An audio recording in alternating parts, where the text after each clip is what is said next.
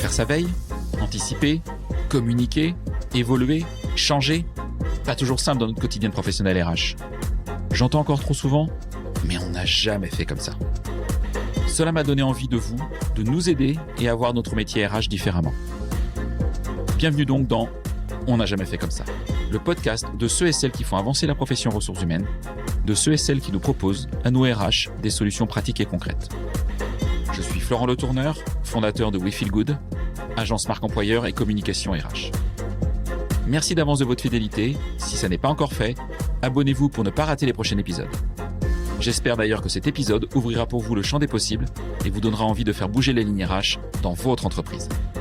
C'est parti et bonne écoute.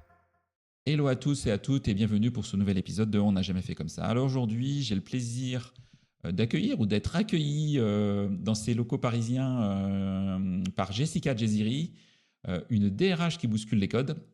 Jessica, tu as plus de 15 ans d'expérience dans les ressources humaines et tu es aujourd'hui à la tête de la stratégie RH et associée aussi chez Bluemaze, une agence de recrutement spécialisée dans le recrutement de talents tech et fonctions support.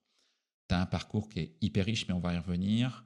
Tu as travaillé dans de grandes entreprises, des aventures entrepreneuriales aussi, et tu es une passionnée de la culture tech et de l'innovation RH. Tu prends pas mal la parole sur LinkedIn, et ça, c'est plutôt chouette. Tu nous diras pourquoi tu le fais d'ailleurs. Ça m'intéresse d'avoir ton opinion là-dessus.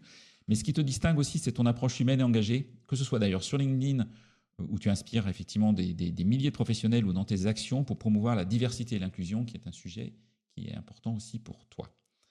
Alors Jessica, est-ce que tu es prête à nous partager ta vision d'associer dans une agence de recrutement et à nous donner quelques clés pour réinventer nos pratiques RH? C'est un sacré programme, mais je suis prête. Ça va? Ça Ouais. va. Est-ce que tu as la forme? J'ai la forme, je suis contente d'être ici à Paris avec toi. Bon, bah cool. On a eu du mal à se caler, mais Bah ouais, on a réussi. toi lyonnaise, moi breton. On n'est pas du tout à côté. Voilà, fallait. Alors, maintenant, je vis à Lyon, j'ai des clients à Lyon, mais c'est vrai que je fais souvent l'aller-retour dans la journée et j'ai pas tout mon matériel pour enregistrer. Donc là, on va pouvoir se concentrer tranquillement sur le sujet. Oubliez Rennes, oubliez Lyon, et tu vas nous parler déjà de toi, Jessica. Tu as un parcours qui est riche, effectivement. Quel est-il et qu'est-ce qui t'a amené à devenir aujourd'hui la DRH associée de Bluemaze? Alors, en synthétique, parce que ça fait longtemps que je travaille, effectivement, j'ai fait du droit du travail. J'ai commencé en recrutement chez Accenture en 2007, juste avant la crise financière. T'as pas fait juriste ou avocate? Et non, c'était mon but dans la vie. Alors, j'en parle beaucoup, mais dans d'autres épisodes de podcast. Mais ouais, c'était mon but d'être avocate, Okay. voilà. Et j'ai su au bout de la troisième, quatrième année que c'était pas pour moi. Donc, j'ai fait du droit du travail spécialisé dans les relations internationales de travail. Donc, j'étais passionnée par tous les sujets d'expatriation, etc. J'ai été plutôt inspirée de commencer ma carrière en recrutement parce que pendant la crise financière, tous les projets autour de la mobilité et de l'expatriation, ça s'est vraiment complètement arrêté. On n'avait plus de budget, alors que le recrutement, en fait, ça m'a vraiment donné un point d'entrée hyper intéressant en RH. Et ça m'a permis de rebondir de job en job. Alors, au début de ma carrière, j'ai fait beaucoup de CDD, mais je me suis jamais arrêtée, en fait. Et puis, ça m'a permis d'accéder à la fonction de DRH progressivement. J'ai été notamment la première RH d'une start-up tech. J'ai créé la fonction RH 4 fois, je pense, en tout dans ma carrière, from scratch, donc sans rien du tout, souvent pas d'équipe, pas de moyens, pas de SIRH, pas d'ATS, rien du tout.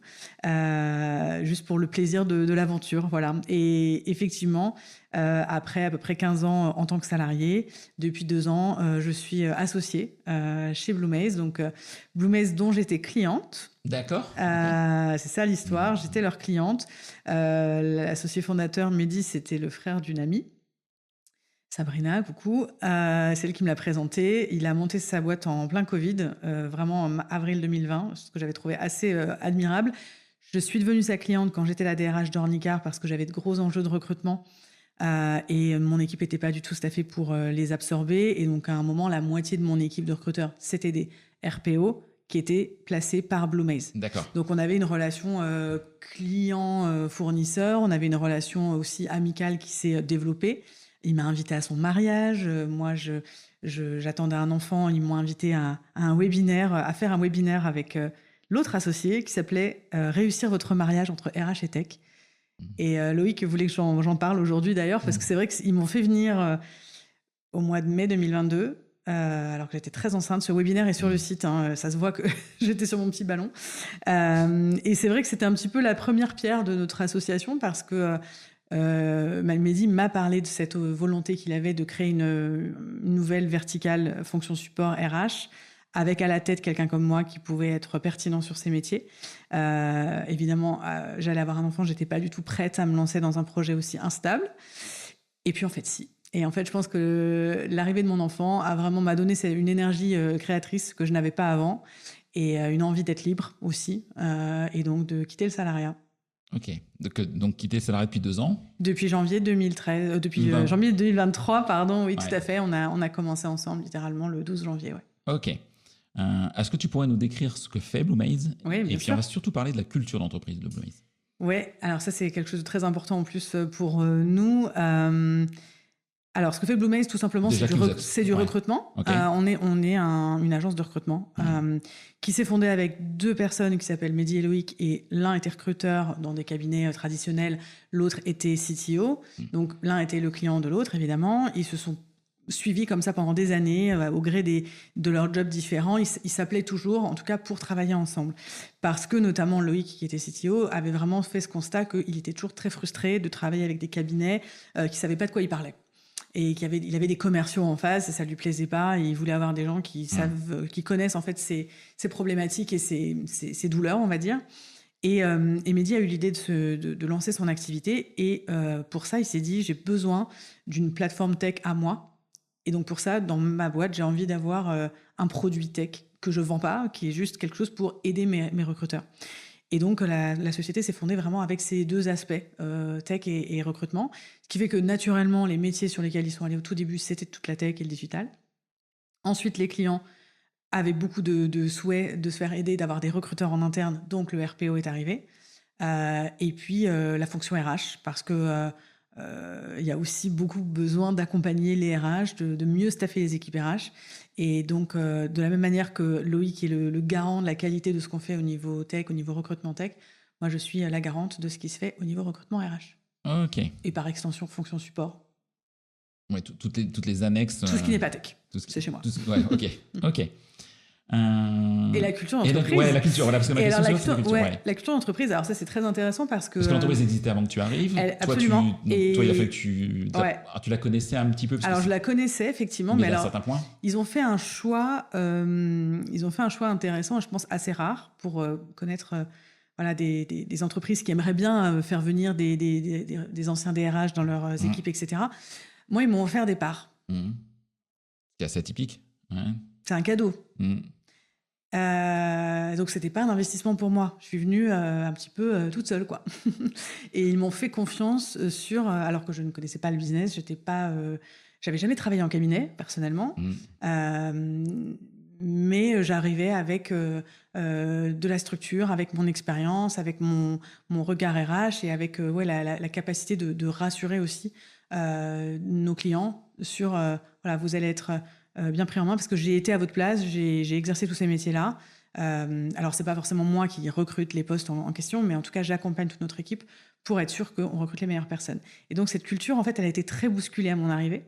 Et on a mis peut-être 1 an et demi à s'en rendre compte, en réalité. Et on est en train là de tout refondre. Alors, on n'est pas en train on réinvente pas la roue. On prend juste... on reconnaît le fait que ça a changé avec mon arrivée, et donc il y avait des valeurs, notamment il y avait être jusqu'au boutiste, il y avait la rapidité qui étaient des valeurs fortes. Et avec mon arrivée, moi j'ai un peu bousculé ça, parce que finalement je trouvais que la rapidité c'était plus si vrai, c'était pas si important. Ce qui est important, c'est la bonne connexion, c'est de faire cette bonne connexion quand on recrute. C'est pas tellement de recruter en 48 heures. Personne n'a envie d'avoir son futur développeur en 48 heures, pas vraiment en tout cas. C'est plus du tout l'objet, surtout en 2025, le marché se tend. Et donc aujourd'hui, on a refondu avec l'aide de coachs notamment, c'est fait totalement aider, bien sûr, on n'a pas fait ça tout seul. Et on est en train d'atterrir sur l'exigence, la ténacité, mais également le plaisir. Et pour nous, c'est des valeurs qui ont autant de force en interne avec nos équipes, mais aussi en externe. On a envie de pouvoir en parler à nos clients. Ok. Et aujourd'hui, les défis spécifiques que tu as rencontrés quand tu es arrivé, ça a été quoi en fait? Quand tu arrives, tu deviens associé d'une entreprise.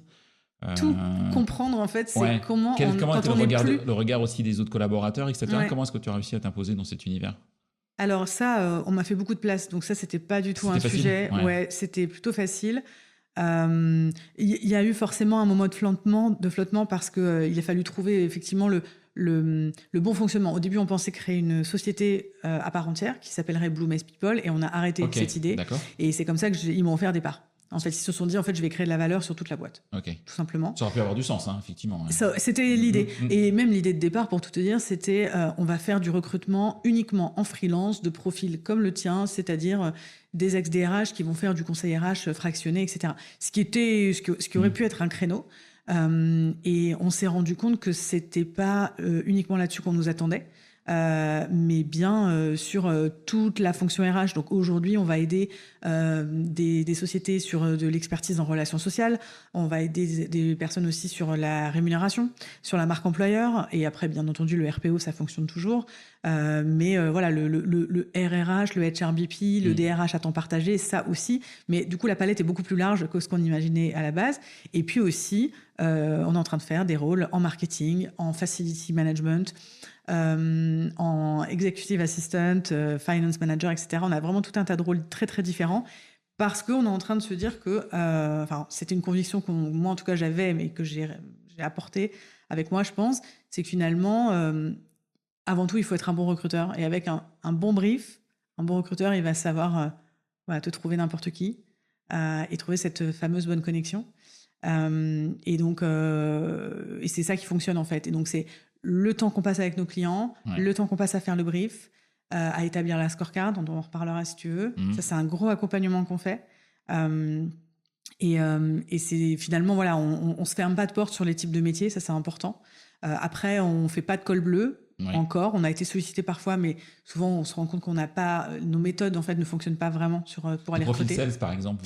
Les profils sales, on peut les faire, ouais. Ouais, parce que c'est pas des fonctions support, c'est pas des profils tech, mais c'est des sujets sur lesquels vous pouvez aller aussi. Ouais, tout à fait. Et parce qu'après, nous, nos recruteurs, ils sont formés. On investit beaucoup dans la formation qu'on fait en interne. D'ailleurs, pour la partie tech, ils sont régulièrement formés par nos CTO. Donc, on a des formations très régulières. On a investi, je peux faire un petit coucou à des Lyonnais qui s'appellent TeachUp, que j'aime beaucoup. Donc, on a pris cet outil-là pour notamment mettre tout notre contenu formation dans Sati Learning pour vraiment onboarder tout le monde et pour faire de la formation en continu sur tous nos sujets. Donc, cette formation vraiment très tech, elle est là. La formation plus RH, je la dispense, on va dire, sur chaque job qu'on lance. Et puis, sur la méthode... Je pense la méthode de recrutement, surtout les méthodes de sourcing, qui sont des méthodes inspirées du growth. Ça, c'est quand même très, très propre à Blue Maze. Je ne l'ai pas vu ailleurs. Et c'est vrai que ça, c'est quelque chose qui est vraiment différenciant, je pense, dans l'écosystème. Oui, en fait, c'était l'une de mes questions suivantes, c'est qu'est-ce qui vous différencie? Parce que des agences de recrutement... C'est fabuleux.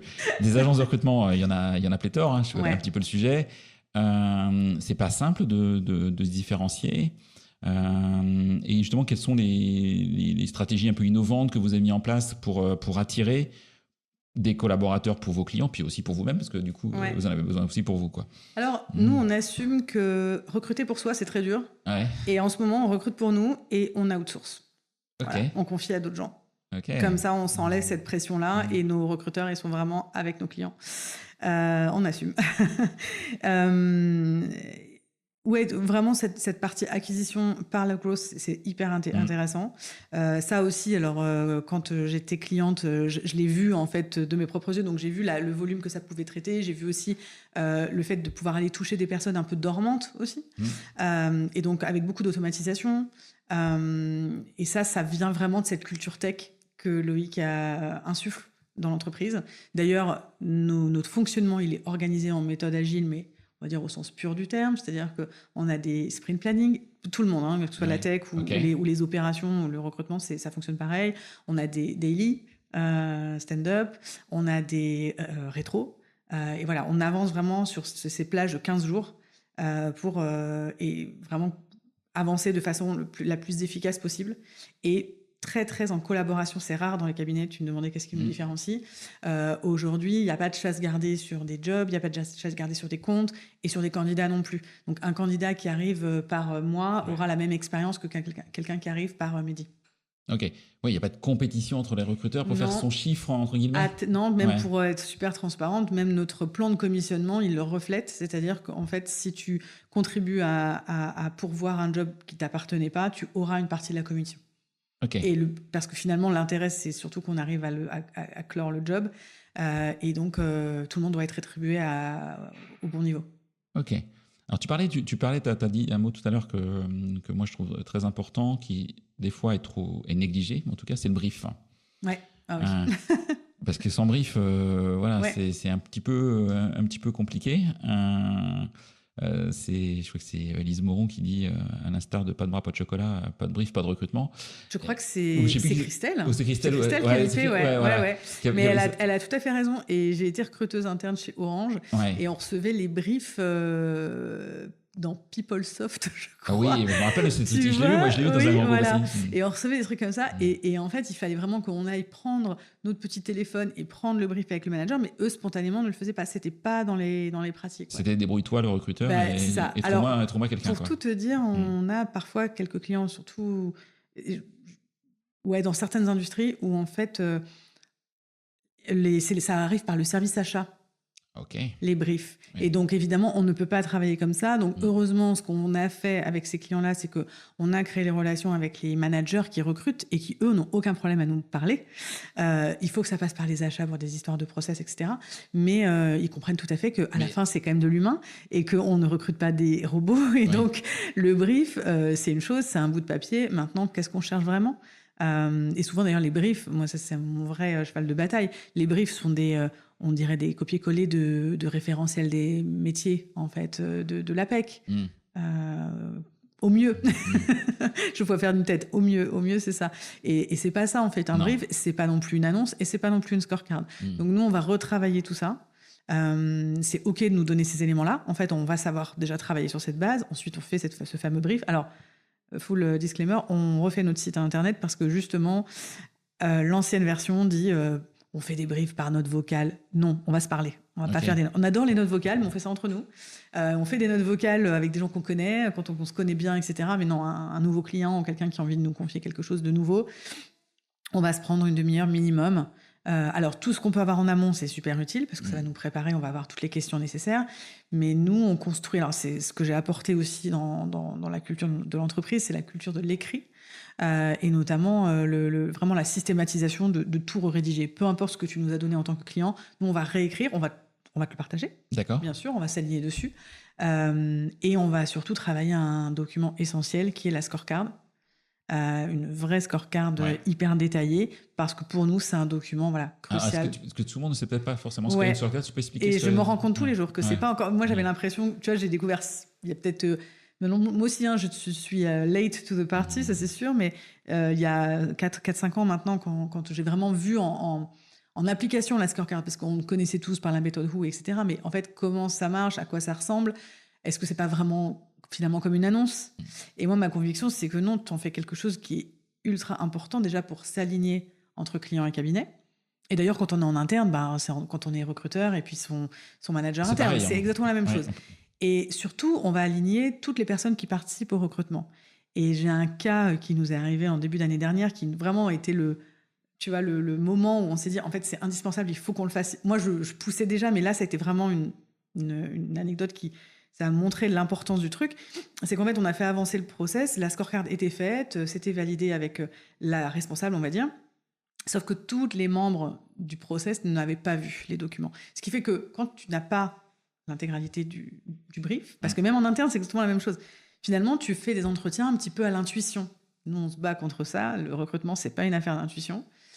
C'est pas une affaire de feeling, tu sais, le fameux recrutement feeling. Je le sens bien, ouais.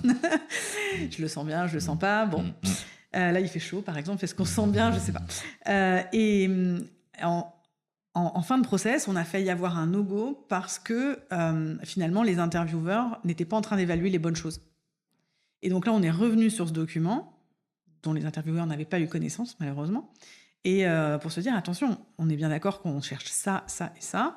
Bien, donc si dans ce cadre-là, cette personne, elle a coché toutes les cases, il n'y avait pas de raison de s'arrêter. Et donc, ça a un peu, ça faisait 2 mois qu'on était sur le process, donc c'est facile d'oublier aussi, tu vois.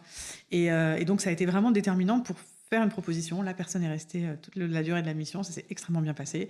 Et voilà, ça a été vraiment ce moment où on s'est dit, sans ça, on ne peut pas travailler correctement, parce que sinon, on va faire ce que tout le monde fait, on va faire de la calibration, on va tester avec des candidats un peu étalons, ce que je déteste. Oui, ouais, je vois bien. On a tous été ce candidat-là, on n'a pas envie, personne à ce temps-là. Je pense qu'on dit que le marché est tendu, mais en réalité, les candidats sont difficiles à toucher aussi. Donc, il faut leur donner une bonne expérience. Et je pense qu'en tant que cabinet, nous, on a vraiment ces 2 facettes. On doit satisfaire les clients, mais les candidats doivent aussi passer un bon moment avec nous. Quand je te parlais de plaisir de nos valeurs, c'est pour tout le monde, quoi.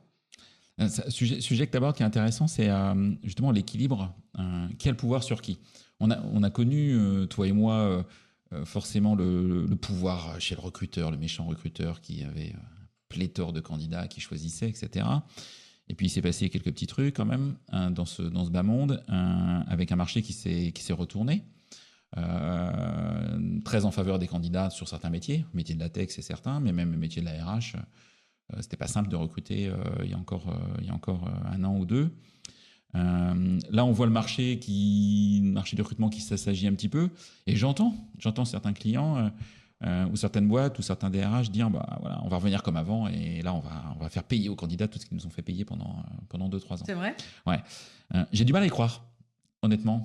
Toi, quelle est ton opinion là-dessus ? Est-ce que tu penses que même si le marché économique est un petit peu plus tendu en début 2025 qu'il ne l'était il y a 2 ans, enfin dire 18 mois, est-ce qu'on est dans un marché où l'employeur il est redevenu en position de force comme c'était dans les années 2000, 2005, 2010 ? Comment tu sens les choses, toi ? Comment tu le vois ? Alors, je vais avoir un avis un peu nuancé, parce que, alors notamment, j'ai un ami qui a vraiment beaucoup de difficultés, et dans la tech en plus. D'accord. Donc, je pourrais en parler, et je pense comprendre pourquoi c'est en train de se durcir comme ça. En fait, il y a peut-être plus de candidats, mais c'est toujours aussi difficile de trouver celui qu'on cherche. Et donc, d'où le fait, encore une fois, de revenir à ce fondamental de qu'est-ce qu'on cherche, qu'est-ce qu'on veut faire de ce process de recrutement, qui fait quoi. C'est-à-dire que pourquoi on fait encore aujourd'hui des entretiens où on met les gens mal à l'aise, où on leur pose des questions juste pour faire le good cop, bad cop. Enfin, ça n'a aucun sens. Et donc, je ne sais pas si c'est dans la démarche de on va faire payer aux candidats le fait qu'on galérait avant. En tout cas, ça ne résout pas le problème de on n'arrive pas à recruter. Donc, si tu veux, c'est très bien de placer la barre haut, je suis d'accord avec ça, d'avoir un bon niveau d'exigence. Je pense que on a eu des phases, alors bon, je vais parler pour mon écosystème parce que je connais surtout l'écosystème de la tech, mais on a eu des phases où on devait recruter de façon très rapide, et donc, et encore, je pense que nous, chez Handicare, honnêtement, on sélectionnait énormément, mais on a bien vu les candidats qui étaient effectivement très durs à toucher. Il y a eu des enchères sur les salaires, etc. On connaît tous les travers. Aujourd'hui, moi, je vois quand même des candidats frileux. Je vois des candidats qui ont quand même besoin de garanties. D'accord. Est-ce que la boîte est viable ? Quelle est la culture ? Quelle est votre gouvernance ? Alors, encore une fois, peut-être pas sur tous les jobs, mais typiquement un RH, une RH va regarder tout ça. Et va pas sauter pieds joints. Ce qui pouvait peut-être faire un petit peu rêver il y a 10 ans, le côté start-up, le côté petite boîte, etc. On sait tous aussi ce que ça peut représenter. Donc, justement, quels vont être mes moyens, quelle va être la place des RH, comment vous prenez les décisions dans cette boîte. Et ça, tout ça, on va le checker dans le brief, justement. Et c'est souvent des questions auxquelles les clients n'avaient pas forcément pensé. Ou en tout cas, dans leur description de poste, ils ne l'avaient pas indiqué. Oui. Tu vois. Donc, c'est pour ça que finalement, passer par un cabinet, ça peut être intéressant juste pour se poser ces questions-là. Et après, je trouve qu'il y a un durcissement dans les process avec un... Comment dire ? Avec une expérience candidat qui est vraiment pas respectée. Ça, c'est dommage, parce que c'est pas parce que on est peut-être plus sélectif et on a peut-être moins de postes. Au contraire, passons plus de temps pour que les personnes passent un bon moment avec nous, et même si elles n'ont pas l'offre, elles apprécient d'avoir passé du temps avec nous. Je pense notamment à toutes les marques B2C où en plus les candidats sont leurs clients. Donc c'est très très important que ça se passe bien. Sinon, ça entache vraiment c'est même plus de la marque employeur, là c'est de la marque tout court. D'accord, ok. Qu'est-ce que vous faites chez Blue Maze pour faire en sorte que l'expérience candidat elle soit au top? Comment vous différenciez sur ce sujet? Alors, je ne sais pas si c'est si différenciant, parce que j'ose espérer que tous les cabinets font ça, mais bon, pour avoir été candidate, je sais que c'est pas forcément le cas. Il y a beaucoup de candidats qui ont peur des cabinets de recrutement en plus. Ouais, tout à fait. Et puis on a tous eu des mauvaises expériences. On a l'impression que le cabinet c'est un passe-plat, etc. Je pense que c'est le contact. Ok. Où tu auras de l'aide de nos recruteurs avant ton entretien, tu auras un débrief après. On prend le temps systématiquement de faire le débrief avec le client. Donc on est toujours en contact avec tout le monde. Ce qui permet de savoir voilà, quelles sont les prochaines étapes, comment on avance. D'ailleurs, ça c'est des points où le process a déjà été designé en amont, donc en général on a la visibilité, mais je veux dire, est-ce qu'on avance? Est-ce que c'est un go pour avancer côté candidat, côté employeur? Enfin, je pense que les clients savent aussi que les candidats sont frileux, et voilà, donc le but c'est pas faire avancer les candidats pour rien, donc prendre ces décisions difficiles aussi. Ouais, je pense que on travaille notre candeur radicale, ce qui est une valeur que j'aime beaucoup, en tout cas une pratique que j'aime beaucoup. Et on n'a pas peur de dire les choses, donc aussi bien aux clients, ça nous est arrivé, hein, c'est pas très agréable, mais le candidat qui arrête parce que pas du tout de fit avec la direction, bon ben c'est un vrai sujet, il faut l'entendre, et donc on va devoir passer ces messages-là. On n'enrobe pas les choses. Et de la même manière, pour les candidats, qu'ils prennent le feedback correctement. C'est un exercice très difficile parce que surtout quand c'est pas toi qui prends la décision de partager du feedback. Donc notre job, c'est vraiment d'agir comme des coachs, d'obtenir toutes les informations pertinentes pour pouvoir faire le feedback. Honnêtement, ce que je constate pour connaître des personnes qui sont en process de recrutement aujourd'hui, c'est vraiment le pain point. Tu as passé 3 à 4 entretiens et tu reçois un no-go par mail. Je comprends pas. C'est ultra déceptif. Hein. C'est pas la réponse qui est déceptive, c'est la forme de la réponse. C'est la forme. Parce que le fond, on peut le comprendre. Et qu'est-ce qui va se passer? Tu reçois un mail, en fait, tu vas forcément vouloir des éclaircissements, donc en fait, tu auras perdu du temps. Enfin, autant passer un coup de fil à l'ancienne, hein, comme on faisait à l'époque, hein, en 2007, on appelait les gens pour leur dire que ça marchait pas, et comme ça, on prend 10 minutes juste pour débriefer, leur donner des conseils sur leur prochain process. Moi, je pense qu'il faut mieux passer un coup de fil que d'envoyer des mails comme ça. Bien sûr. Le mail, après la première candidature, pourquoi pas, dès que la personne est rentrée en contact avec nous, ça me semble être indispensable de s'appeler. Oui, s'il y a eu échange. Et voilà. Là, je te parle en général, les process aujourd'hui, c'est quand même minimum 3 entretiens, un cas sur lequel tu as dû plancher pendant plusieurs heures, voire plusieurs jours.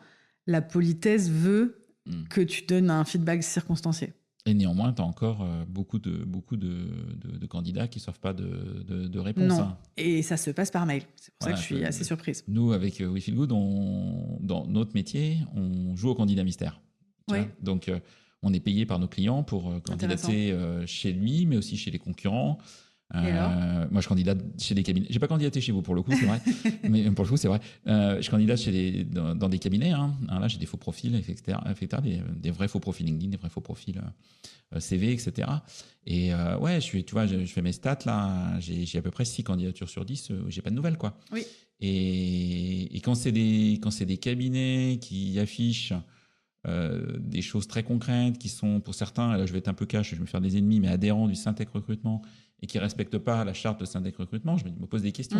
Voilà. Et encore, moi je suis dans la partie, donc ça va. Oui, mais pas d'enjeu. Non, un candidat lambda qui ne connaît pas tout ça, il dit mais voilà, et ça casse l'image des cabinets et ça c'est dommage, quoi. Et ce qui va se passer, je parlais la semaine dernière dans un webinaire, c'est que la prochaine news que tu auras de leur part, c'est quand tes données vont expirer en vertu du RGPD. Oui. C'est dramatique en fait. 2 ans après. Voilà. 3 ans après. Et en fait, alors qu'il y a même pour ces cabinets, le fait que tu aies donné de l'intérêt, alors peut-être que c'était pas le bon match pour ce job-là. En revanche, juste de parler régulièrement, de t'envoyer des infos, ça peut être super intéressant. Et ça, je pense que personne ne le fait. Vous avez un ATS maison, vous, du coup, ou comment vous êtes structuré en outils? Tiens. Tout à fait, ouais. Alors, vu que vous avez des techs. Ouais, tu les as vus, tu vois, ils étaient tous là. On a notre PO et nos 2 devs et notre CTO. Oui, alors du coup, on a une plateforme à nous. D'accord. Alors, on n'a pas la prétention d'appeler ça un ATS parce qu'elle ne sera pas commercialisée. C'est vraiment une plateforme. Alors, personne n'y a accès à part nous. Hein. On n'est pas du tout une plateforme de mise en relation. En revanche, on a 20 000 profils aujourd'hui. Okay. Donc, on les obtient de plusieurs manières. Alors, en plus, on est en train d'implémenter HireSuite. Donc, pour augmenter notre sourcing et pour que on ne veut pas aller se connecter sur HireSuite ailleurs. On veut vraiment que tout soit au même endroit dans notre plateforme. Donc ça a pris 8 mois quasiment pour intégrer tout ça. Mais sinon après on obtient aussi nos profils via des plateformes comme Hello Work, etc. Bien entendu. Classiquement. Ouais. Voilà. Mais notre plateforme, ce qu'elle fait qui est intéressant, c'est que on va la connecter aux missions qu'on a en cours. Ça va ensuite être connecté avec notre facturation, ça va être connecté sur la partie freelancing avec le compte rendu d'activité, parce que nous on fait également du freelance, on ne fait pas que du CDI. Donc notre plateforme elle est assez complète parce qu'elle implique beaucoup d'automatisation. Ok. Voilà, pour que tout soit digitalisé, il n'y a rien qui se passe par papier. Et que tout soit le plus simple possible pour tout le monde, y compris pour les clients. Et sur la partie freelance, c'est vrai que les freelances sont aussi nos clients. Donc c'est hyper. Il faut aussi vous les payez derrière. Absolument. Donc c'est très important que tout soit très simple. Pour certains, ce sont des personnes qui se lancent aussi. Donc elles ont besoin d'accompagnement et qu'on prenne en compte toutes les situations possibles, auto-entrepreneurs, SASU, portage, etc. Donc on avait besoin que notre plateforme elle soit aussi très carrée sur les aspects ADV. D'accord. Voilà. Mais sur la partie recrutement, en fait, tout se passe dedans. Donc, en fait, on a toute la trace de nos échanges. Et puis, comme je te le disais, en fait, nos recruteurs, ils sont tous basés à Barcelone. Et ce sont des francophones basés à Barcelone. Et ils travaillent énormément ensemble. D'ailleurs, souvent sur des missions un petit peu complexes où il y a plusieurs jobs en même temps. Ils vont être à 2, par exemple. Et ils vont vraiment servir de binôme, fonctionner en binôme. Ok. Tu parlais des freelances, là. Ouais. C'est quoi la différence entre recruter quelqu'un pour un CDI et recruter quelqu'un pour une mission en freelancing? Il y a des similitudes, des grosses différences. Est-ce que tes recruteurs, ils sont spécialisés sur les freelances ou ils font indifféremment ces deux profils? Ils font indifféremment, ce que je pense c'est le plus intéressant à faire. Après, c'est pas les mêmes délais, on va dire. Les freelances, là, ça va beaucoup plus vite qu'un CDI. Mais c'est vrai que nous, on s'adapte vraiment aux problématiques des clients. Donc, parfois, le besoin est avant tout sur du freelance, qui parfois est très long et finalement, ça se transforme en CDI, comme c'est en train d'être le cas chez un de nos clients. Ça fait 2 fois que ça arrive d'ailleurs. Et donc, c'est très chouette parce que c'est aussi un vrai gage de confiance que les personnes qu'on leur a placées leur plaisent et ils ont envie de conserver la relation avec eux. Mais en réalité, c'est quand même similaire. En tout cas, l'expérience candidat est la même. D'accord. Après, c'est vraiment une histoire de contractualisation qui est différente. Mais pour nous, c'est similaire. Est-ce que quand un freelance RH ou un freelance recruteur vous contacte, vous allez systématiquement l'appeler pour savoir est-ce que demain... je voulais rebondir là-dessus. Ce que tu fais peut-être pas avec un candidat lambda. Alors si. En fait, la difficulté, c'est pour ça que je parlais des plateformes. Justement, nous, c'est quand quand ça se passe en dehors de notre plateforme, c'est compliqué de répondre à tout le monde. Parce que je pense notamment à Hello Work. Je sais que ça a été un sujet il y a pas longtemps chez nous. En fait, c'était pas encouragé de faire des réponses. Je crois que la plateforme Hello Work, c'était pas simple de faire des réponses en masse, par exemple, etc. Donc, le mieux, c'est d'être sur notre site à nous, effectivement. On a un système pour les freelances qui s'appelle Rejoindre notre collectif. Ça arrive dans un Slack et en fait, on a une personne chaque semaine qui est dédiée à contacter toutes les personnes. Donc, toutes les personnes auront un point de contact, c'est-à-dire ils auront un call avec quelqu'un de chez nous pour qualifier, savoir. Alors, ça ne veut pas forcément dire qu'il y aura une mission derrière immédiatement, mais il y aura toujours un échange. Comme ça, on sait ce que tu cherches exactement, la localisation, le tarif journalier, etc. Donc, on s'engage à faire ça et c'est comme ça aussi qu'on arrive à avoir cette base de données de 20 000 personnes qu'on a obtenue aussi par ce biais-là. Voilà, on fait notre propre sourcing, mais le sourcing qu'on fait, on a contacté tout le monde. Donc, c'est pas de l'aspiration de données à la barbare, quoi. Mais on souhaite vraiment rester compliant avec le RGPD, donc c'est très important pour nous. Et du coup, ces freelances ou ces candidats CDI, vous les nurturez? Vous échangez avec eux de manière régulière? Alors, peut-être pas encore assez, à ton goût. Pas assez. C'est aussi pour ça qu'on a un canal WhatsApp qu'on peut rejoindre, où on poste nos offres. D'accord. Ouais, c'est sur notre site. On le met pas beaucoup en avant encore, mais ça vit. On a un Slack aussi pour les personnes qui ont été en mission avec nous. Après, on fait des événements aussi pour les personnes qui sont en mission avec nous. On les invite régulièrement à venir... boire un verre, etc. Et prendre. En fait, on a également une CSM. On a une Customer Success, du coup, qui s'occupe de tous nos freelances en mission. Il faut savoir qu'on en a 130 en ce moment. Ah oui, ok. Donc, c'est beaucoup. Qui sont aujourd'hui avec du travail, quoi. Ouais, donc absolument. Ouais. Alors, Au global, on en a une vingtaine sur la partie RH. Ok. C'est encore tout petit, ma partie à moi, on va dire. Ah, c'est déjà pas mal. Hein. C'est déjà pas mal. Ouais, non. Mais oui, donc du coup, le rôle de Sarah, c'est vraiment d'accompagner. Alors, il y a beaucoup d'automatisation aussi pour être sûr qu'on rate pas des choses. Donc, typiquement, jour 1, un peu comme un onboarding en fait, jour 1, jour 30, etc. Aussi bien avec le client qu'avec le freelance en poste. Et puis voilà, on fait régulièrement des points avec eux, on va les rencontrer. Ils ont même, quand ils passent un certain degré de mission, ils ont un petit cadeau de notre part, etc. Parce qu'on s'occupe aussi beaucoup de suivre les renouvellements. On a des personnes, voilà, ça fait plusieurs années en fait qu'elles travaillent avec nous. On a, surtout sur la tech, on a des personnes qui ne passent que par nous et qui comptent sur nous pour leur trouver leur prochaine mission. Tu vois, ils cherchent pas forcément à le faire par eux-mêmes. Sur les personnes, sur les profils RH, c'est un peu différent parce que les réseaux sont différents et c'est des personnes qui peuvent aller networker aussi et obtenir des missions par ailleurs. Nous, ils n'ont pas une exclusivité forcément avec vous, quoi. Pas du tout. Après, ça nous est arrivé de faire aussi une sorte de portage parce que les RH en question n'avaient pas forcément la structure pour pouvoir faire le contrat. Et puis, il y a certains cas aussi où c'est impossible d'être freelance tout seul avec un grand groupe, par exemple. Passer par nous, ça garantit le fait que nous, on peut faire tout le process d'achat, on peut être compliant RSE, RGPD, etc. Parce que voilà, tout le monde ne travaille pas avec des freelances en direct, quoi. Oui, parce qu'effectivement, les contraintes, en tout cas les attentes d'un grand groupe, des acheteurs d'un grand groupe, peut-être. Oui, absolument. Et nous, on est référencés dans plusieurs grands groupes de la sorte. Donc, ça permet d'enlever toutes ces douleurs administratives-là. Ok. Toi, ton équipe est à Barcelone, du coup ? Alors, moi, j'ai une toute petite équipe pour l'instant, puisque je manage la personne qui est en charge de l'ADV. Ok. L'administration des ventes. Et l'équipe à Barcelone, je ne la manage pas. Je vais me remettre à manager là tout doucement, mais c'était plutôt chouette de plus manager après des années avant l'avoir fait, je te cache pas. Elle est managée par notre quatrième associé qui s'appelle Erlind et qui m'a aidé à préparer ce podcast. Merci Erlind. Et c'est lui qui pilote. C'est lui qui il est notre COO. Ouais, ok. Et c'était le premier salarié de Boulmaze. Il est devenu associé au moment où je suis arrivée aussi. D'accord. Et lui, il pilote les équipes au Opération, quotidien. ouais, tout à fait. Au quotidien. Okay. Ouais. Et qui sont basés à Barcelone. Oui. Parce que toi, tu es lyonnaise. Oui. On est remote first. C'est un choix. Alors, la boîte s'est fondée en plein Covid. Donc, la conviction, c'était on peut travailler de partout. Donc, culturellement, oui. Ok. Et on n'a pas changé par rapport à ça. On n'a pas décidé. En fait, quand je suis arrivée, il y avait une règle qu'on a annulée très vite qui était on aimerait que vous veniez 4 jours, enfin, une semaine à chaque fin de mois. Vous venez 4 jours d'affilée pour la cohésion, etc., etc. Sauf que, ce moment où je suis arrivée, moi, j'étais basée à Lyon, j'avais un bébé de 3 mois. Pas du tout envie de venir, c'était pas du tout prévu que je vienne. On a de toute façon, c'est par design Paris-Barcelone. Donc par design, on ne va pas être au même endroit.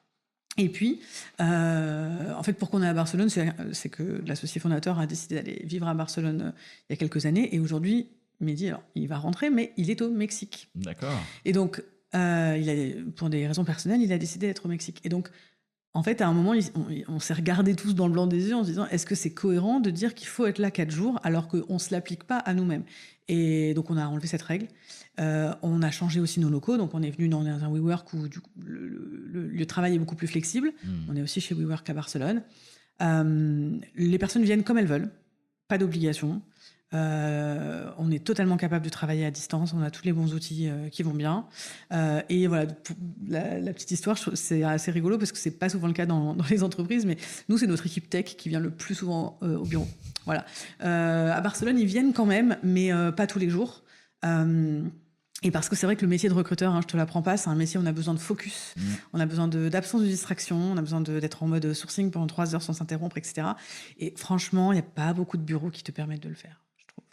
Non, quand on est chez soi, je me souviens de l'époque où on venait à 8h du matin pour un entretien, on faisait encore des entretiens à 19h, tu sais, au bureau, enfin, tu avais des journées... Ouais, j'ai connu ça, ouais. Oui, moi aussi. Et c'est vrai que le remote nous permet quand même cet équilibre. Et aussi, ce qu'il faut savoir, c'est qu'on travaille en semaine de 4 jours et demi. Ok. Sur les 2 pays. Et donc, voilà, nous, notre priorité, c'est vraiment... C'est 2 4 jours et demi ou en 4 jours et demi? Si tu veux, tu vois le piège. C'est pas un piège, non, c'est pas juste pour savoir. Non, alors parce que c'est pas hyper carré comme truc, c'est 2-4 jours et demi. D'accord. Sachant que le vendredi après-midi, c'est vraiment un buffer, donc il est payé. Ok. On a maintenu les RTT. En Espagne, il y a 31 jours de CP versus 23 dans le légal. Donc, tu vois, on est très, très généreux. Ouais. Et donc, par contre, c'est vrai que le vendredi après-midi, c'est... en général, il ne se passe rien. En tout cas, il n'y aura jamais de meeting interne. Oui, ok. Jamais. C'est un peu l'équivalent du No Meeting Friday, quelque chose comme ça. En fait, bien sûr, on est dans un métier d'opération. Donc, si un client veut nous parler le vendredi après-midi, on lui parlera le vendredi après-midi. Voilà. Mais typiquement, si tu dois partir en week-end, tu vas poser une demi-journée sur ce vendredi-là. Mais, sur l'après-midi, je veux dire. Mais en principe, en tout cas, on ne travaille pas. D'accord, ok. Voilà. Donc, pourquoi on fait ça? C'est parce que, encore une fois, cette notion de plaisir, on veut que les gens soient très focus. On veut que les gens soient donc confortables. Et ça vaut pour tout le monde. Ça vaut aussi pour les associés. Donc, je te cache pas que c'est très confortable. Moi, j'adore. Je revis depuis que j'ai mes vendredis après-midi. Pas forcément pour m'occuper de mon fils, d'ailleurs. Maintenant, c'est un peu plus... Je vais le chercher un poil plus tôt, mais c'est quand même du temps à moi. Et donc, notre enjeu, c'est... sur la journée de travail, vous arrivez à être à fond, vous arrivez à ne pas être dérangé pour pouvoir délivrer, pour tenir les délais qu'on offre, enfin qu'on propose en tout cas à nos clients. Il faut quand même être assez focus. On a des résultats. On a trouvé une DRH de transition en une semaine en plein été, par exemple. Ça, c'est parce que on va vraiment être concentré sur une mission. Les clients ne sentent pas qu'on n'est pas là le vendredi après-midi, si tu veux. Et donc, il y a le remote first, la semaine de 4 jours et demi.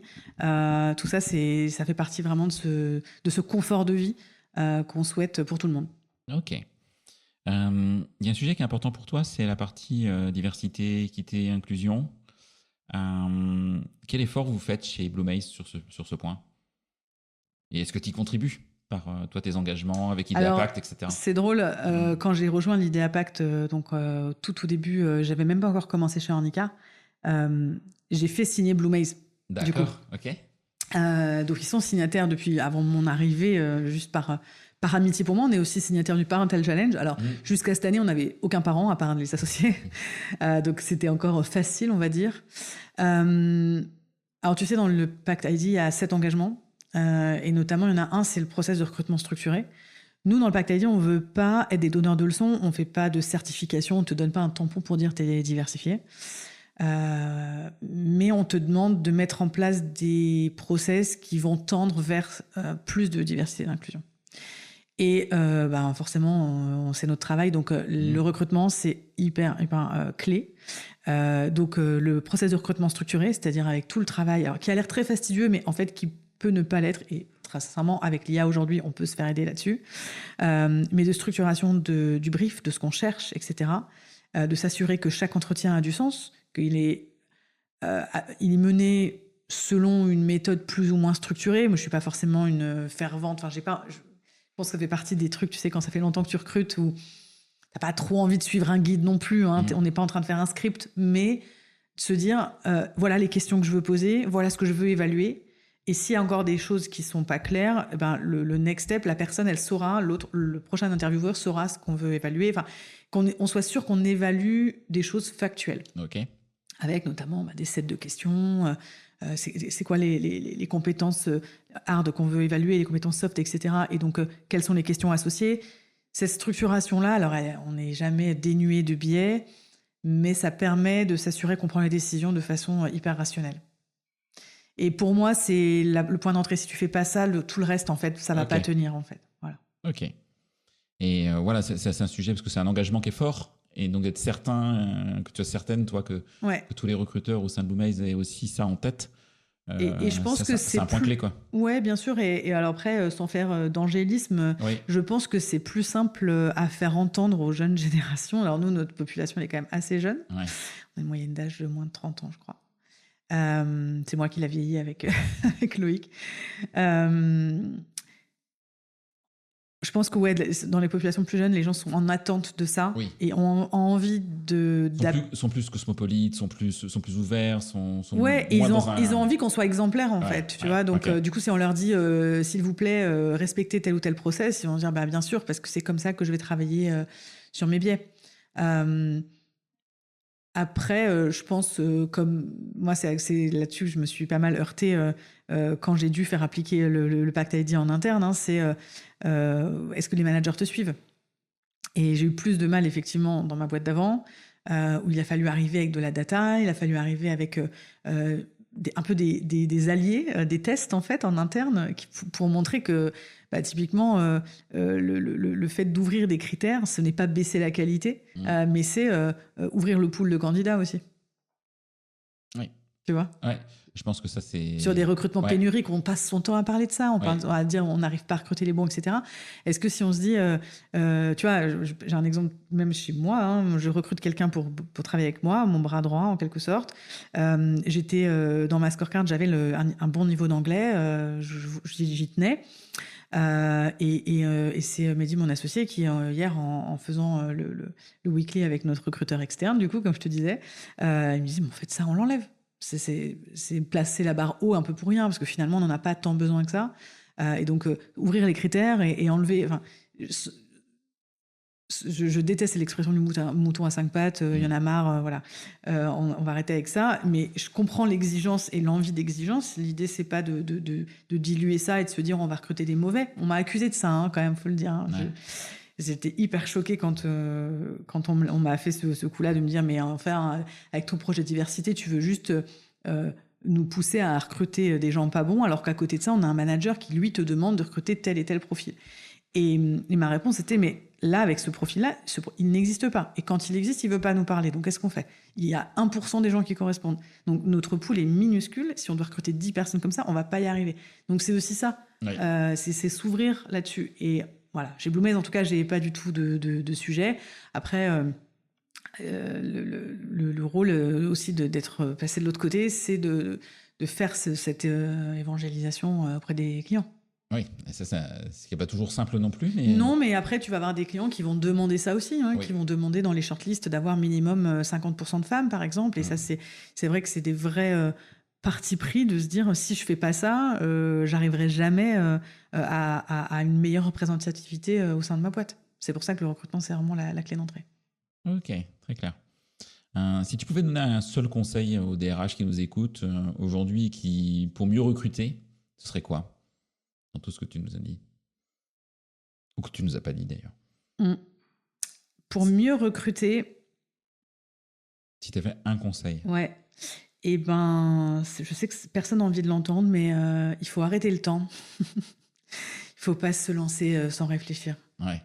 Et nous, tu vois, chez Handicap, quand on a vraiment structuré notre process de recrutement et ce que j'applique aujourd'hui chez Blue Maze, il y avait vraiment ce moment de kick-off qui était indispensable. Et pour le voir encore chez nos clients, je pense que parfois les recruteurs, ils sont sur la touche, ils ne sont pas impliqués dans les process. Donc, ils arrivent un peu, ils ont pareil, comme on disait, ils ont le brief par mail ou je ne sais pas. Enfin, en tout cas, ils ne sont pas forcément au courant de quel est le poste qu'on cherche. Et donc, ils n'ont pas tous les éléments. Donc, naturellement, il y aura une déperdition d'informations énorme. Et donc, indépendamment du fait que tu confies ce job à un cabinet ou pas, tu vas toujours te heurter à qu'est-ce qu'on cherche et est-ce que j'évalue les bonnes choses ? Et est-ce que je fais avancer les bons candidats ? Donc, la structuration du recrutement, pour moi, c'est clé. Ok. Est-ce qu'il y a une question que je ne t'ai pas posée, que tu aurais aimé que je te pose ? Un sujet qu'on n'a pas abordé, dont tu aurais aimé parler ? Comment on passe de DRH à un rôle par essence tourné vers l'interne à un rôle vers l'externe ? Vas-y. Je sais pas. Réponds à ta propre question maintenant. Non, parce que je crois que tu m'avais demandé un peu en amont que je prenais beaucoup la parole, etc. Oui. C'est chouette, c'est bien. Ouais, alors. Tu fais plus avec Blue Maze ou tu l'as toujours fait ? Oui, un peu plus. Et puis aussi, je peux saluer Maude Grenier qui m'a fait bénéficier de son accompagnement et c'était très chouette. Ça a été vraiment un coup de boost pour moi pour comprendre certaines choses parce que je l'ai toujours fait de façon très organique. Sans forcément réfléchir. Pour moi, j'étais DRH, c'était répandre la bonne parole de la marque employeur de ma boîte, en fait. Et j'avais pas encore compris tous les mécanismes, d'ailleurs, de contenu généré par les employés. Enfin, il y a très longtemps, quand j'étais dans une start-up, on avait appelé ça le social club, d'ailleurs, et on les alimentait. C'était le marketing qui nous aidait, en fait, à fournir des postes, mais c'était assez poussif. Et on va le faire avec nos recrues chez Blue Maze parce qu'en fait, t'imagines 130 personnes, on aura quand même beaucoup de gens qui peuvent parler de nous. Et donc, moi, j'aime beaucoup le fait de prendre la parole. Alors, pas forcément que sur LinkedIn. Parce que tu fais pas mal de webinaires, Je fais des d'interventions. webinaires, voilà, Ouais. des conférences, etc. Je fais du mentoring aussi. D'accord. Donc, c'est prendre la parole plutôt en one-one, mais c'est important. J'aurais adoré pouvoir bénéficier d'expériences et d'expertise de personnes qui étaient passées par là où je suis passée. J'ai eu la chance dans quelques jobs d'avoir des boss qui m'ont aidé, mais pas souvent. Et souvent, j'ai dû créer le rôle toute seule. Et je pense que on en parle beaucoup, et je sais que ça peut être un peu ennuyeux de le lire à force de post LinkedIn, mais la solitude du RH, c'est un vrai sujet. Et souvent dans les petites structures aussi, où on est en direct avec le CEO, qui lui-même ne sait pas trop ce qu'on fait. Donc, on est toujours en train de devoir se défendre et se battre contre des moulins à vent. Et donc, les personnes qui font du mentoring, pour moi, c'est vraiment super précieux. Enfin, j'en fais un tout petit peu, je le crie pas sur tous les toits, je le fais que quand on me le demande, en fait. J'avais mentoré Maud, d'ailleurs, il y a très, très longtemps. Et pour moi, c'est ouais, le fait de parler, de partager mon expérience, c'est une manière de tendre la main aussi voilà, à d'autres personnes qui peuvent peut-être se reconnaître dans les sujets que j'ai pu traiter. Ok, très clair. Est-ce qu'il y a une courte anecdote pro que tu n'as jamais racontée à personne sur un micro? Alors, c'est ça aussi le problème quand on prend beaucoup la parole, c'est qu'après, on Chose que raconte, tu n'as jamais dit à personne. on raconte tout le temps la même C'est le chose. moment d'en parler. Ouais, c'est le moment d'en parler. Euh... La France t'attend. Ouais, La je France pense t'écoute. à. Ouais, tu veux un truc drôle, un truc triste, un truc gênant qu'est-ce que tu veux? C'est toi qui décides. Un truc drôle, c'est plus sympa quand même. Ouais. C'est un positif. Avec Euh, un candidat, un collab, un client. Non, j'ai parlé d'un truc drôle. Allez. Ouais. Enfin, un truc drôle. C'était drôle à l'époque, en tout cas. J'ai eu la chance d'avoir un concert privé de Justice. Waouh. Voilà, c'était ça la vie dans la Startup Nation. Ouais. On avait fait une série C avec Shift Technology. On avait privatisé le Carmen. Et voilà, de fil en aiguille, on a réussi à contacter le producteur de Justice. Et on a eu un DJ set de 1 heure. Et c'était incroyable. Et ce qui était aussi incroyable, c'était de voir en fait, commencer de négocier, de faire venir un artiste comme ça. Et alors, c'était pas mon sujet, c'était le sujet de l'équipe juridique. Mais c'est encore plus dur que de négocier avec des candidats. Voilà, parce qu'ils ont des demandes assez folles. Et donc, voilà, il avait fallu leur offrir en permanence, juste pour 50 minutes, il fallait de la vodka, de la tequila, des cartouches de cigarettes. Ah oui, il y avait des voilà. exigences. Ouais. Et c'était dans le contrat. Ah, ok. Voilà, donc pense-y pour ton prochain contrat, de mettre tout ça par écrit. Peut-être que tu as des clients qui seront d'accord pour... Ouais, alors moi, je picole pas, je fume pas, donc ça va aller. Mais... Bah alors, mets des Haribo, je ne sais Ouais, pas. voilà. Visiblement, tu vois, vraiment cette notion de si tu demandes pas, t'obtiens pas, il l'avait bien intégré. Ouais, malin. Ok. Et il y a des personnes que tu me recommanderais d'interviewer sur ce podcast? Oui, alors moi j'adore. Bon, alors je l'ai pas dit, j'anime une communauté de RH, de start-up depuis bientôt 10 ans. C'était en 2015, ouais. Et donc je suis en contact avec beaucoup de gens. Donc c'est très dur de faire un tri, mais il y a une personne que j'avais rencontrée dans ce réseau d'ailleurs. Je sais même plus comment on l'avait touchée à l'époque parce que elle était tellement dans une autre ligue, qui s'appelle Sandrine Meunier. Et qui à l'époque était la DRH de Ledger, qui ensuite est devenue la DRH d'Aircall, et aujourd'hui elle fait du conseil. Elle est aussi board member de Jules, et elle est géniale. Voilà, elle a tout vu, et elle est résolument humaine. Voilà, je l'adore.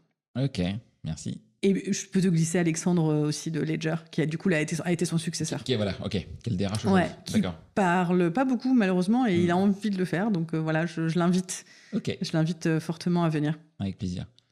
Tu fais beaucoup de veille pour Oui, je pense. Ouais. Tu l'as fait comment? Qu'est-ce que tu privilégies? T'écoutes des podcasts? J'écoute énormément. Alors, je déteste lire des livres de mon métier. Ok. Voilà, je déteste. Je lis que des romans, des choses qui me détendent. Oui, tu t'évades en fait. Ouais, okay. J'ai besoin. Donc, beaucoup de podcasts, pas mal de webinaires, les newsletters. Je suis abonnée à quelques newsletters. Tu peux en citer, hein? Pardon, bien sûr, celle de Laurent Brouat. Tous mes associés la suivent, on est à fond. Les talents narratifs, elle est vraiment super. Celle de Sandrine Dorbe sur la rémunération, qui est super. Pierre Monclos sur l'IA. Moi, alors, j'en cite 2 autres beaucoup plus discrète. Alors, c'est plus de la curation, mais il y a Akoya, qui est un cabinet de strat RH, qui fait une chouette curation hebdo, je crois, ou tous les 2 semaines, d'articles qu'ils ont trouvé pertinents. Et c'est pas mal, en fait, pour faire sa veille, tu vois, parce que ça va te chercher Comme synthèse. Harvard Business Review, etc., machin, pour pas le faire toi-même. Et puis, il y a Juliette Mataran de chez Polar, qui a aussi une petite newsletter. Enfin, je dis petite parce qu'elle publie pas beaucoup, mais c'est sympa. Et c'est agréable à lire. Et elle fait beaucoup de parallèles sur... c'est pas une RH, en fait. Elle est CEO, elle est incubée à Station F en ce moment. Et elle parle de concept RH et de projet RH sous un angle où elle fait des parallèles avec la pop culture, notamment. Voilà. Wow. Donc c'est sympa à lire. Je connais pas du tout ça. Voilà, donc voilà. Et je vais sortir ma newsletter. C'est ça qu'il fallait dire. Gros scoop. Voilà. Donc il fallait attendre très longtemps avant d'avoir l'info. T'as vu, je suis discrète quand même. Je fais pas ma promo. Donc elle va sortir quand, Jessica? En février. Ouais, donc ça va être rapidement. Ouais, j'ai déjà pas mal de numéros d'écrits, etc. Et justement, on va, c'est vraiment être des prises de position. Et puis, on va aussi faire quelques guides, voilà, pour les personnes qui ont envie de se faire accompagner, qui ont envie de commencer, typiquement, voilà, sur la structuration du recrutement, sur la scorecard, etc. On va donner pas mal de billes.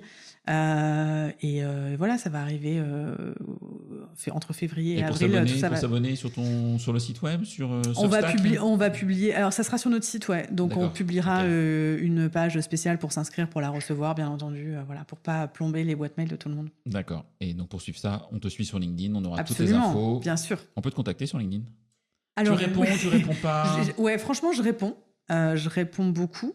T'arrives à tout répondre à tout le monde? Non, je pense pas, mais parce qu'en fait, je me fais beaucoup spammer par des approches de concurrence que je trouve vraiment pas très malin, je dois le dire. Parce que vraiment, ça se voit en 2 secondes que je suis concurrente quand même. Ah, mais ça, je l'ai vu aussi, hein, t'inquiète. Oui, quand j'avais mon cabinet avant, le nombre de fois, on m'a dit, je peux vous aider à recruter. C'est très intéressant, merci. Ouais. Mais... Alors, surtout, moi, il y a un truc, tu vois. C'est pas ciblé, quoi, malheureusement. Non, c'est pas ciblé. Et je comprends le fait d'avoir envie d'aller prospecter, c'est OK. Faut le faire intelligemment. Et moi, je crois que LinkedIn, malgré tout, ça reste quand même un réseau social professionnel, mais c'est un réseau social. Donc, contacte-moi avec quelque chose d'intéressant, tu vois. Et Nicolas Pazetti, qu'on salue, il fait ça très bien. Voilà, il envoie du contenu. Il envoie récemment, il m'a envoyé l'émission à laquelle j'ai participé. Bon, c'est pas très grave, je l'avais déjà vu, mais c'est quand même plus malin d'envoyer, de dire voilà, j'ai discuté avec Florent de tel sujet. Qu'est-ce que tu en penses? Beaucoup plus long, sans doute, pour après concrétiser. Moi, je le fais de temps en temps, tu vois, sur quelques épisodes de podcast où je trouve que ça peut intéresser des personnes que je connais des fois pas forcément. Je leur vends rien, je leur envoie juste un petit message, tiens, voilà, cet épisode peut t'intéresser. Et j'ai des bonnes surprises, hein, des gens que je connais pas, qui m'écrivent en disant, déjà, honnêtement, Florent, je vous connaissais pas, je connaissais pas votre podcast. Bien sûr. Et je vais écouter, et qui me font même des retours. Et je trouve ça intéressant. Et après, ça se transforme en commercial ou pas. C'est pas toujours le sujet, en fait. Non. Voilà, parce que recevoir des messages disant voilà, je peux t'aider à recruter, bon, t'es le 50e du mois, quoi. En fait, la réalité, tu vois, récemment, notre équipe marketing me demandait tiens, toi, lors d'une campagne Google, il me demandait c'est quoi les mots-clés que tu as pu taper pour trouver un cabinet.